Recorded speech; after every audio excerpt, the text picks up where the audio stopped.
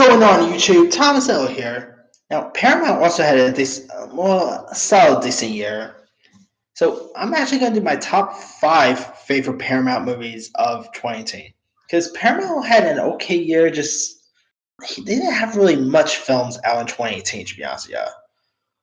Did they had about nine, or I think they had about 10, but half of those 10 was not that good to be added in my list. So that being said, I'm just gonna do a top five list of my favorite Paramount movies of the year. Coming in at number five is a really funny little romantic comedy, and that would be Book Club. This movie I thought was really cute and charming. It's about like these four ladies who ends up reading 50 Shades of Grey for their book club. And because of the movie, they all want to go out and have intimate relationships with other. And some of them want to like spice up their marriage a little because of the book. I mean, the book kind of changed their lives. Let me put it that way. And the four leads in this is played by Jane Fonda, Diane Keaton, Mary Steenburgen, and Candice Bergen, who's awesome on the new Murphy Brown, by the way. And this also had a really good cast. Like besides the four leads, you also had the great Wallace Shawn. I love Wallace Shawn. You also had Richard Dreyfuss, Craig T. Nelson. I like the scenes between Mary Steenburgen and Craig T. Nelson. Because of reading 50 Shades, Steenburgen's character wants to spice up her marriage with Craig T. Nelson's character.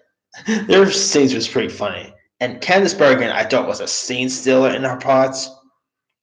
And there was also a good relationship between both Jane Fonda and Miami Vice dude Don Johnson. Kind of funny because Don Johnson's daughter was in 50 Shades of Grey. So I kind of find it funny that Don Johnson is in a movie about 50 Shades while her daughter was in the 50 Shades movie. I kind of find that pretty funny.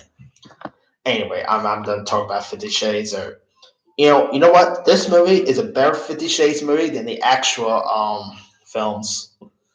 Whoever knew a movie about where older folks read 50 Shades could work well?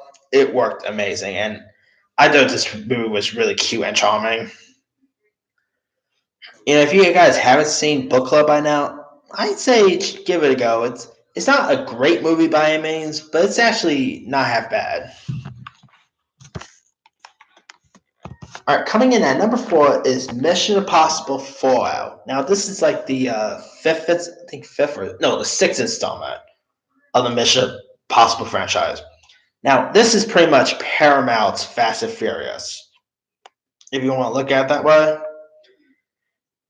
No, Mission Impossible is pretty much Paramount's like highest grossing franchise out there. Fast and Furious, like Universal has Fast and Furious, and but this is, Mission Impossible Fallout was really fun. You had Henry Cavill as the villain. How cool was his mustache in this? It didn't look cool in Justice League because they CGI'd it, but this was actually the reason why this movie here was the reason why Henry Cavill had to CGI his mustache in Justice League. So there's that. And Tom Cruise as Ethan Hunt is just awesome. I just thought this movie was really fun, and Vanessa Kirby, I hope to see her in more stuff. She was bonkers in this, and I believe, speaking of Fast and Furious, Vanessa Kirby is supposed to be in the Hobbs and Shaw movie, so she's going to be in more stuff from here on out. Now, most people will probably have this at number one or number two, but the top three I actually slightly liked a little more than Fallout. All right, coming in at number three is Instant Family. Now, this movie was directed by Sean Anders, who also put out Daddy's Home 1 and 2, Sex Drive, That's My Boy.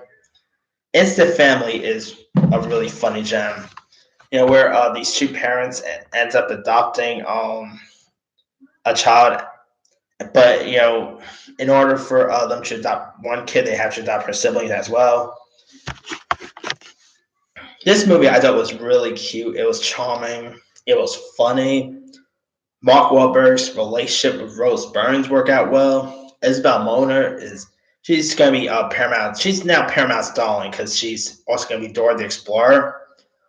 So she's now Isabel Moner is pretty much Paramount's new hit girl. She Isabel Moner I thought was amazing in those. Because before this, she's been in a few films that haven't shown her strength as an actress yet.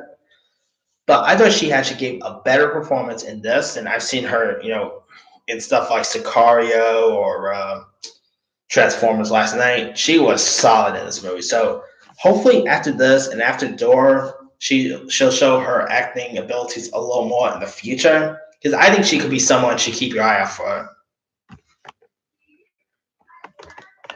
All right, coming in at number two. Speaking of Transformers, number two is Bumblebee. Now, this to me, this is the best Transformers movie since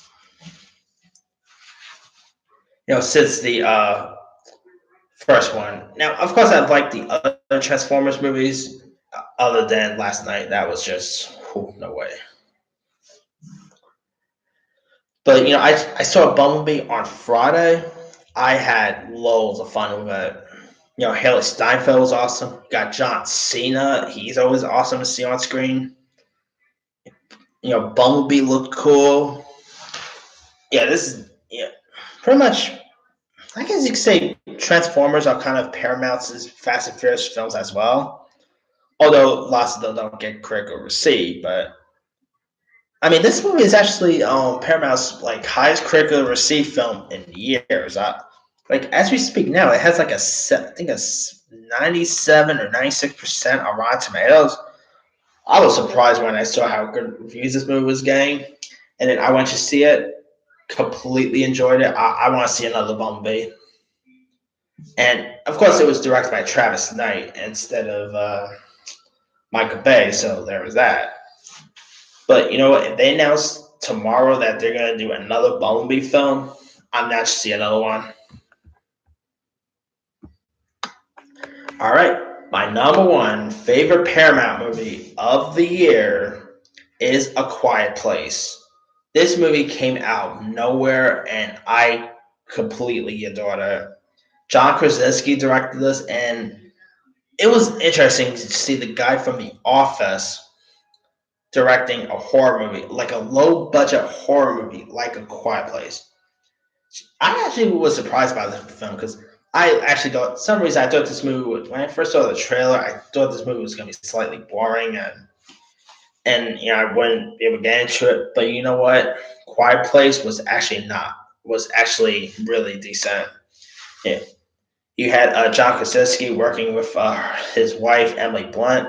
The two kids, played by Noah Jupe and Millicent Simmons. There's people to look out for. Yeah, and I heard that Paramount and John Krasinski might be doing a sequel to this. To be honest, the first one ended perfectly, so I don't know why you need to do a sequel. But you know what? They do a sequel. I'm down to see another one because I really dug A Quiet Place. And I'm also curious to see what John Krasinski would do next after this, because he did a really good job of his. This is actually not his directorial debut, but his first horror film he did. But yeah, that's pretty much it for my top five favorite Paramount movies of the year. Here's my quick rundown: 5. Book Club. 4. Mission Impossible Fallout. 3. Instant Family. 2. Bumblebee. 1. A Quiet Place. Now they've done other stuff this year. Let's see. Overlord was actually really solid. I could have added that, but I just wanted to it's fine. Annihilation was not all that great. That was really disappointing. I wanted to like Annihilation, but I couldn't get into it. Sherlock Gnomes, no thank you. That movie is actually in a different list of mine. It's actually the opposite of my best list. That's where Sherlock Gnomes is. Let's see. Nobody's Fools was actually not all half bad. I know lots of people bash on Tyler Perry, but I Don't Nobody's Fools was pretty solid. Yeah, that's pretty much all. Let me leave it to you guys. What are some of your favorite Paramount movies of 2018? Leave a comment below. Don't forget to like, subscribe, hit that bell for more notifications. This here is Thomas L. signing off.